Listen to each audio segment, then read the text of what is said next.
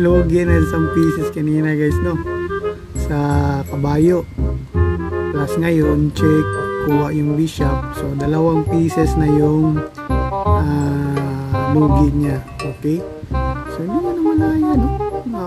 Pwedeng mag push, open check, discovery check, pero lugi na rin siya guys, kasi nga lugi siya ng isang pieces. Okay, tapos kahit ano, may depensa naman itong polot. Kahit mag-push siya, alis yung kabayo, punta dito, so lugi pa rin siya. Okay, so 2 pieces na yung lugi niya. Okay, so ayan guys, nag-design na siya, so panalo na tayo. Bago tayo magtapos guys, gusto ko muna magpasalamat sa lahat ng mga napadpad sa ating channel at sa mga nag-subscribe.